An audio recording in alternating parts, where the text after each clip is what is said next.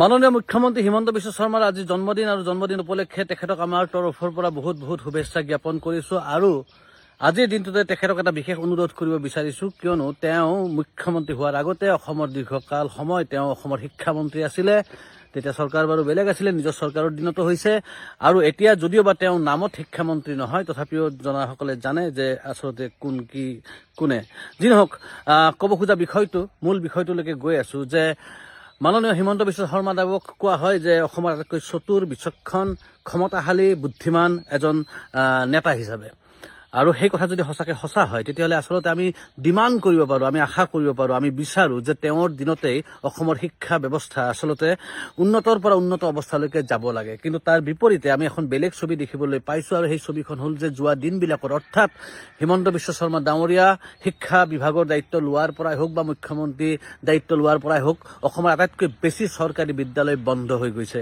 চৰকাৰী বিদ্যালয়লৈকে নিজৰ সন্তানক লৈ যোৱাৰ পৰিৱৰ্তে অভিভাৱকসকলে পইচা খৰচ কৰি হ'লেও ব্যক্তিগত খণ্ডৰ স্কুললৈকে নিজৰ সন্তানক লৈ যাবলৈ বাধ্য হৈছে। কিয় বাধ্য হৈছে? কিয়নো তেওঁলোকৰ বিশ্বাস হৈছে যে চৰকাৰী মাধ্যমৰ বিদ্যালয়ত ভালকৈ শিক্ষা দিয়া নহয়, তাৰ পৰিৱৰ্তে ব্যক্তিগত মাধ্যমৰ বিদ্যালয়সমূহত মনোযোগেৰে শিশুসকলক গঢ়ি পিটি লোৱাৰ কাৰণে চেষ্টা কৰে। আচ্ছা, এই কথা কিমান সঁচা কিমান মিছা এই বিতৰ্কলৈকে নোযোৱাকৈ আমি এই মুহূৰ্তত ক'ব বিচাৰিছোঁ যে অভিভাৱকসকলৰ মনত এই ধাৰণাটো কিয় আহিল? কিয়নো পৃথিৱীৰ প্ৰতিজন অভিভাৱকে বিচাৰে যে নিজৰ সন্তানটো ভাল হওক, ডাঙৰ হৈ নিজৰ ভৰিত নিজে থিয় হৈ খাব পৰা অৱস্থা এটা পাওক, তাৰ কাৰণে লাগে এটা ভাল শিক্ষা।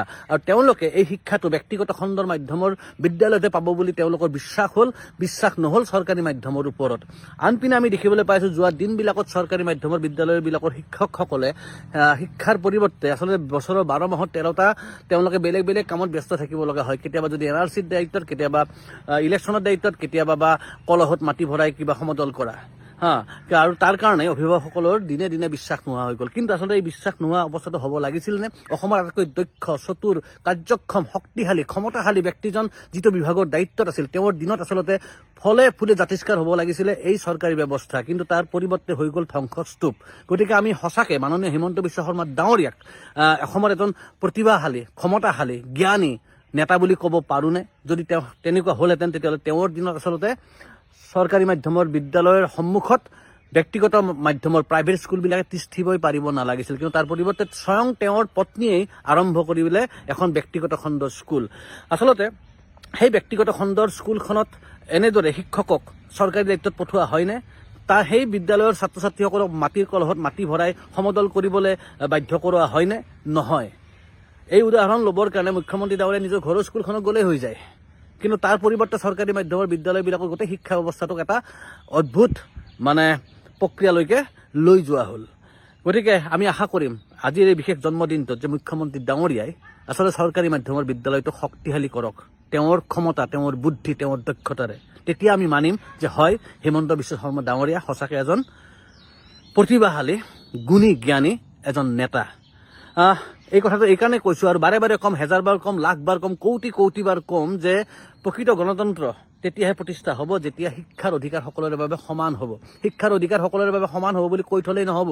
কোনোবাই ক'ব যে চৰকাৰী বিদ্যালয়ত দে, কিয় দিব? কোনে দিব? কথাটো হ'ল এজন ঠেলাৱালা, ৰিক্সাৱালাৰ সন্তানে যি ধৰণৰ শিক্ষা পায়, সেই একে শিক্ষাই মন্ত্ৰী, MLA, ঠিকাদাৰ, ধনী উদ্যোগপতি তেওঁলোকৰ সন্তানেও একে শিক্ষা পায়নে? দুয়োটা শিক্ষাৰ মাজত পাৰ্থক্য আছে। দুই ধৰণৰ বিদ্যালয়, দুই ধৰণৰ ছিষ্টেম, দুই ধৰণৰ প্ৰক্ৰিয়া। এতিয়া তাৰ পিছত 20 বছৰ পিছত বা 25 বছৰ পিছত তেওঁলোক যেতিয়া উপযুক্ত বয়সত পাব, তেওঁলোকে যেতিয়া একেটা চাকৰিৰ কাৰণে অৱতীৰ্ণ হ'ব, একেটা পোষ্টৰ কাৰণে যেতিয়া এপ্লাই কৰিব, দুয়োজন মানে এই আমাৰ চৰকাৰী বিদ্যালয়ত পঢ়ি ডাঙৰ হোৱা ঠেলাৱালা, ৰিক্সাৱালা ল'ৰা ছোৱালীখিনি আৰু মন্ত্ৰী MLAৰ পুতেক পঢ়া সেই দামী স্কুলৰ পৰা পঢ়ি অহা ল'ৰা ছোৱালীখিনি, দুয়োজনৰ মাজত কম্পিটিশ্যনটো সমপূৰ্ণ হ'বনে? একেধৰণৰ হ'বনে? মানে উদাহৰণ হিচাপত ক'বলৈ গ'লে এখন স্কৰপিঅ' বা ইন'ভাৰ লগত যদি এখন মাৰুতি 800ক ৰেচ লগাব দিয়া হয়, কোনে আগত যাব পাৰে বুলি, সেই কম্পিটিশ্যনটোৰ কিবা অৰ্থ থাকিবনে?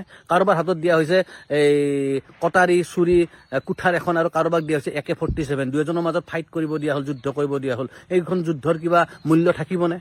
গতিকে আমাৰ শিক্ষাৰ ক্ষেত্ৰতো হৈছে তেনেকুৱাই।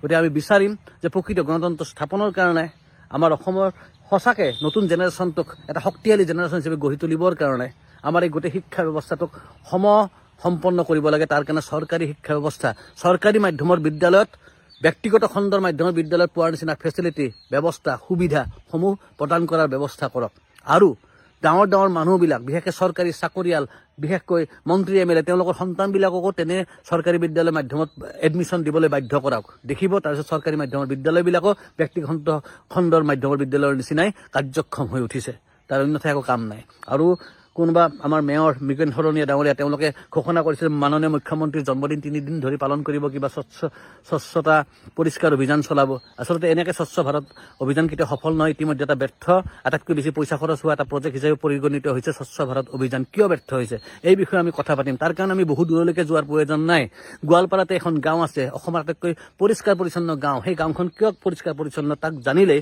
আমি এই গোটেই ব্যৱস্থাটোৰ সমাধান পাম কিয়নো স্বচ্ছ ভাৰত অভিযান সফল কৰিবৰ কাৰণে ফেচবুকত দেশপ্ৰেমিক হ'লে নহ'ব সঁচা অৰ্থত দেশপ্ৰেমিক হ'ব লাগিব সঁচা অৰ্থত আমাৰ এই মাটিখিনিক ভাল পাব লাগিব আৰু তেতিয়াহে আচলতে স্বচ্ছ ভাৰত অভিযান সফল হ'ব সেইটো এটা অন্য বিষয় বেলেগ দিনা পাতিম কিন্তু মৃগেন শৰণীয়া ডাঙৰীয়াক মাননীয় মুখ্যমন্ত্ৰীৰ জন্মদিন উপলক্ষে তেওঁ কৰা ঘোষণাৰ অৰ্থে এই কথাটো আজি এই মুহূৰ্ততে কৈ থলোঁ পিছত আকৌ বহলকৈ এই বিষয়ে কথা পাতিম কিন্তু আজি মাননীয় মুখ্যমন্ত্ৰীৰ জন্মদিনত তেওঁক শৰাই দিওঁ তেওঁ যাতে ভৱিষ্যতৰ প্ৰজন্মই স্মৰণ কৰে যে এই মানুহজনৰ সময়তে এই মানুহজনৰ নেতৃত্বতে অসমৰ শিক্ষা ব্যৱস্থাত আমূল পৰিৱৰ্তন হৈছিলে আকৌ এবাৰ জন্মদিনৰ শুভেচ্ছা জ্ঞাপন কৰি আজিলৈ এৰিছোঁ ধন্যবাদ